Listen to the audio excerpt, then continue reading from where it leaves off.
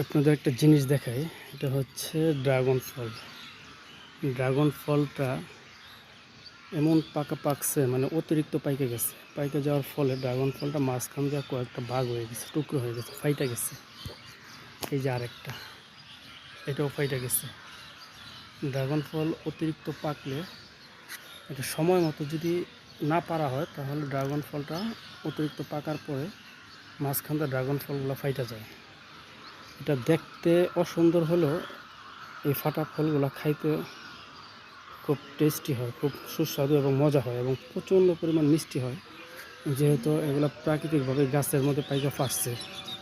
সুতরাং এটার টেস্টটা একটু অন্যরকম হয়, ভিন্ন ধরনের হয় এবং অনেক সুস্বাদু এবং অনেক মিষ্টি হয়।